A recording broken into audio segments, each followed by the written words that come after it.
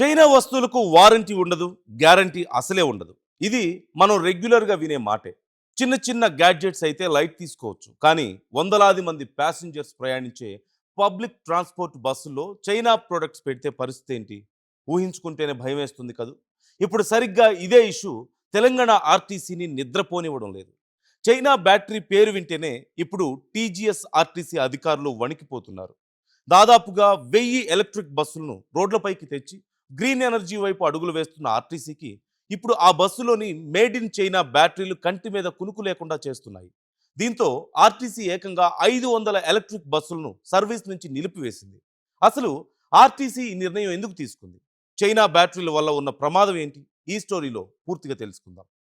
పర్యావరణాన్ని ప్రొటెక్ట్ చేయడం, పొల్యూషన్ని కంట్రోల్ చేయడమే టార్గెట్గా కేంద్ర ప్రభుత్వం నేషనల్ ఎలక్ట్రిక్ బస్ ప్రోగ్రామ్ స్కీమ్ను ప్రవేశపెట్టింది.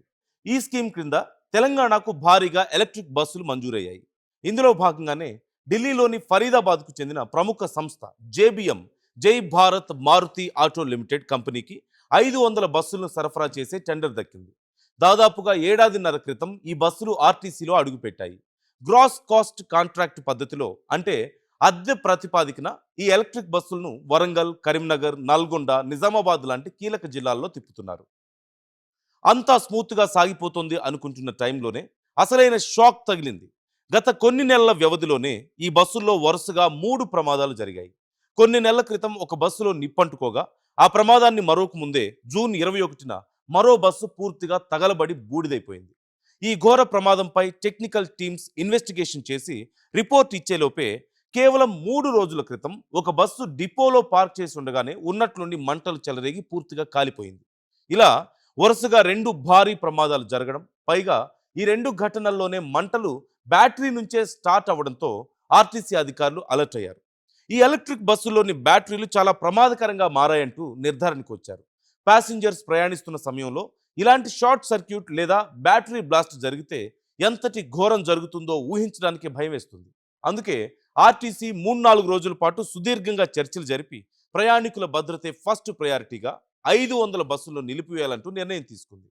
ఇక్కడ మనం ఒక ఇంపార్టెంట్ విషయం గమనించాలి. ఈ బస్సులను మ్యానుఫ్యాక్చర్ చేసిన జేబీఎం కంపెనీ దేశంలోనే చాలా ముఖ్యమైన బ్రాండ్. చాలా నమ్మకమైంది కూడా. ఇండియా వైడ్గా వివిధ రాష్ట్రాల ఆర్టీసీల్లో, అలాగే పెద్ద పెద్ద ఎయిర్పోర్ట్స్లో ప్రయాణికులను చేరవేసేందుకు దాదాపుగా 3500 ఎలక్ట్రిక్ బస్సులను ఈ సంస్థ సక్సెస్ఫుల్గా నడుపుతోంది. బస్సుల బాడీ బిల్డింగ్, క్వాలిటీ, డిజైనింగ్ పరంగా జేబీఎం కంపెనీకి మార్కెట్లో మంచి గుర్తింపు కూడా ఉంది. కానీ ఇక్కడ ట్విస్ట్ ఏంటంటే, ఈ బస్సులను ఇండియాలో తయారు చేసినప్పటికీ వాటికుండే ఎలక్ట్రిక్ బ్యాటరీలను మాత్రం జేబీఎం కంపెనీ చైనా నుంచి ఇంపోర్ట్ చేసుకుంటుంది. చైనా మేడ్ బ్యాటరీలనే ఈ బస్సుల్లో వాడుతున్నారు. ఎలక్ట్రిక్ వెహికల్స్లో battery management system, thermal runway అనేది చాలా కీలకమైంది. మన దేశంలోని విపరీతమైన ఎండలు, వాతావరణ పరిస్థితులకు తట్టుకునేలా ఈ బ్యాటరీలో డిజైన్ ఉందా లేదా అనే అనుమానాలు ఇప్పుడు వస్తున్నాయి. చైనా బ్యాటరీలో క్వాలిటీ కంట్రోల్ లోపించడం వల్లే బ్యాటరీ సెల్స్ ఓవర్ హీట్ అయ్యి ఇలా వరుసగా మంటలు చెలరేగుతున్నాయంటూ ఆటోమొబైల్ ఎక్స్పర్ట్ చెబుతున్నారు. దీంతో కంపెనీ బ్రాండ్ వాల్యూ బాగున్నా ఈ చైనా బ్యాటరీల వల్లే జేబీఎం కంపెనీ ప్రతిష్ట దెబ్బతింటోంది. ఈ వరుస ప్రమాదాలతో అలర్ట్ అయినటువంటి తెలంగాణ ఆర్టీసీ జేబీఎం కంపెనీకి గట్టి వార్నింగ్ ఇచ్చింది.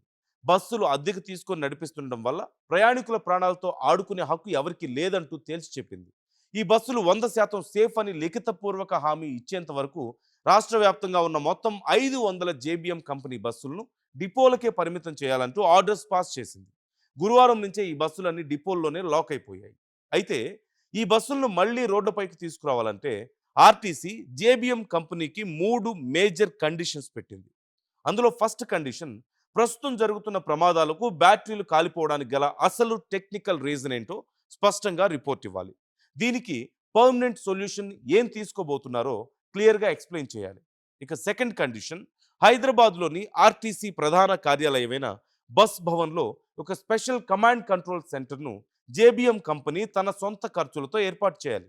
రోడ్లపై తిరిగే ప్రతి బస్సు బ్యాటరీ టెంపరేచర్, లైవ్ పర్ఫార్మెన్స్ను కంట్రోల్ రూమ్ ద్వారా నిరంతరం మానిటర్ చేస్తూ ఉండాలి. ఇక థర్డ్ కండిషన్, బస్సుల్లో వాడుతున్న చైనా తయారీ బ్యాటరీ సురక్షితమైందే అని ఆర్టీసీకి నమ్మకం కలిగించాలి. భవిష్యత్తులో ఇలాంటి ప్రమాదాలు జరగకూడదు, బస్సులు తిప్పడానికి అన్ని విధాలా ఫిట్గా ఉన్నాయని రిటర్న్ అష్యూరెన్స్ ఇవ్వాలి. ఈ కండిషన్స్ అన్నిటికీ సరైన రెస్పాన్స్ వస్తేనే బస్సులను బయటకు తీస్తామంటూ ఆర్టీసీ ప్రకటించింది. అయితే రాష్ట్రంలో ఒకేసారి 500 ఎలక్ట్రిక్ బస్సులను సర్వీస్ నుంచి నిలిపివేయడంతో వరంగల్, కరీంనగర్, నల్గొండ, నిజామాబాద్ రూట్లలో ప్రయాణికులకు తీవ్ర ఇబ్బందులు తలెత్తుతున్నాయి. ముఖ్యంగా లాంగ్ రూట్ ప్యాసింజర్స్, రెగ్యులర్గా ప్రయాణించే ఉద్యోగులు అవస్థలు పడుతున్నారు. బస్సుల సంఖ్య తగ్గిపోవడంతో బస్టాండ్లో రద్దీ పెరిగిపోయింది. అందుకే ఈ సమస్యను పరిష్కరించేందుకు ఆర్టీసీ ఆల్టర్నేటివ్ అరేంజ్మెంట్స్ చేసింది. డిపోల్లో అదనంగా ఉంచిన దాదాపు 300 సాధారణ డీజిల్ బస్సులను ఆయా రూట్లలోకి ఎక్కించింది. వీటితో పాటుగా హైదరాబాద్ సిటీలో తిరిగే కొన్ని మెట్రో ఎక్స్‌ప్రెస్, మెట్రో లగ్జరీ బస్సులను కూడా జిల్లాల రూట్లకు మళ్లించారు.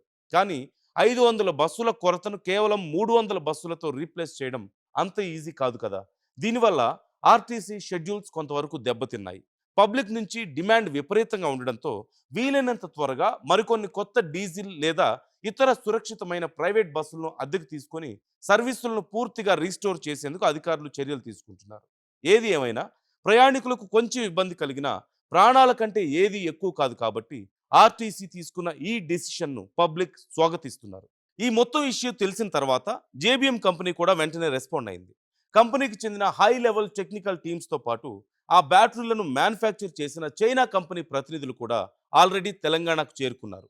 డిపోల్లో ఉన్న బస్సులను, తగలబడిన బస్సుల శకలాలను వాళ్ళు క్షుణ్ణంగా పరిశీలిస్తున్నారు. ఇండియాలోని క్లైమేట్ కండిషన్స్కి తగ్గట్టుగా బ్యాటరీ కూలింగ్ సిస్టమ్స్లో ఎలాంటి మార్పులు చేయాలి అనే దానిపై వర్క్ చేస్తున్నారు. మొత్తానికి ఈ ఎపిసోడ్ ద్వారా ఇండియన్ ఆటోమొబైల్ రంగానికి, ఈవీ మేకర్స్కు ఒక స్ట్రాంగ్ మెసేజ్ వెళ్ళింది. కేవలం కాస్ట్ కటింగ్ కోసమో, లాభాల కోసమో చైనా నుంచి చీప్ క్వాలిటీ బ్యాటరీలను ఇంపోర్ట్ చేసుకుంటే వందలాది మంది అమాయకుల ప్రాణాలను పణంగా పెట్టినట్లు అవుతుంది. ఇకనైనా మన దేశీయ అవసరాలకు తగ్గట్లుగా పూర్తి సురక్షితమైన స్వదేశీ ఈవీ బ్యాటరీ టెక్నాలజీ డెవలప్ అవ్వాల్సిన అవసరం ఎంతైనా ఉంది. మరి తెలంగాణ ఆర్టీసీ తీసుకున్న ఈ నిర్ణయంపై మీ అభిప్రాయం ఏంటి? చైనా బ్యాటరీల వాడకాన్ని పూర్తిగా బ్యాన్ చేయడమే బెటర్ అంటారా? క్రింద కామెంట్ చేయండి. చైనా వస్తువులకు వారంటీ ఉండదు, గ్యారంటీ అసలే ఉండదు. ఇది మనం రెగ్యులర్గా వినే మాటే.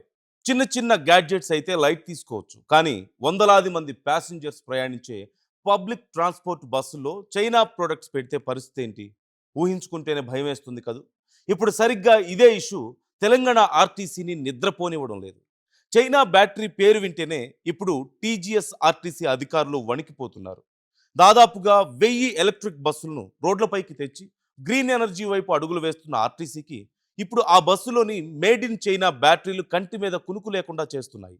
దీంతో ఆర్టీసీ ఏకంగా 500 ఎలక్ట్రిక్ బస్సులను సర్వీస్ నుంచి నిలిపివేసింది. అసలు ఆర్టీసీ ఈ నిర్ణయం ఎందుకు తీసుకుంది? చైనా బ్యాటరీల వల్ల ఉన్న ప్రమాదం ఏంటి? ఈ స్టోరీలో పూర్తిగా తెలుసుకుందాం. పర్యావరణాన్ని ప్రొటెక్ట్ చేయడం, పొల్యూషన్ని కంట్రోల్ చేయడమే టార్గెట్గా కేంద్ర ప్రభుత్వం నేషనల్ ఎలక్ట్రిక్ బస్ ప్రోగ్రామ్ స్కీమ్ను ప్రవేశపెట్టింది.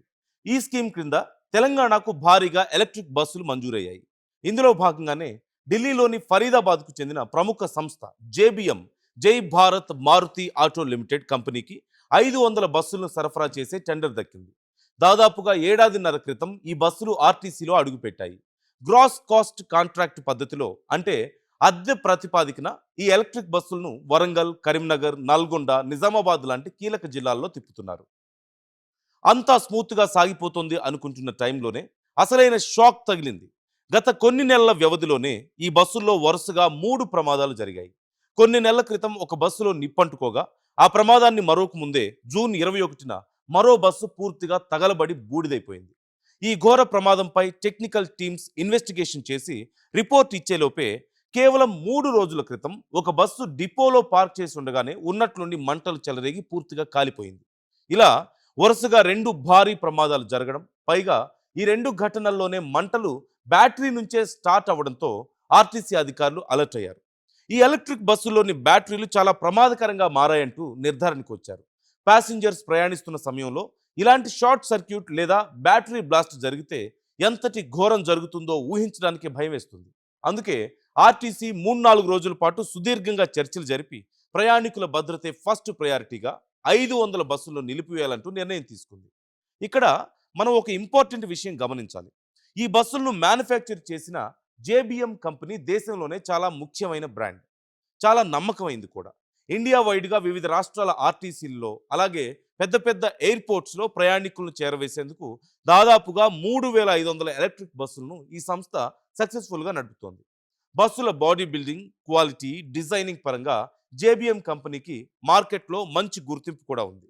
కానీ ఇక్కడ ట్విస్ట్ ఏంటంటే ఈ బస్సులను ఇండియాలో తయారు చేసినప్పటికీ వాటికుండే ఎలక్ట్రిక్ బ్యాటరీలను మాత్రం జేబీఎం కంపెనీ చైనా నుంచి ఇంపోర్ట్ చేసుకుంటుంది. చైనా మేడ్ బ్యాటరీలనే ఈ బస్సుల్లో వాడుతున్నారు. ఎలక్ట్రిక్ వెహికల్స్లో battery management system, thermal runway అనేది చాలా కీలకమైంది.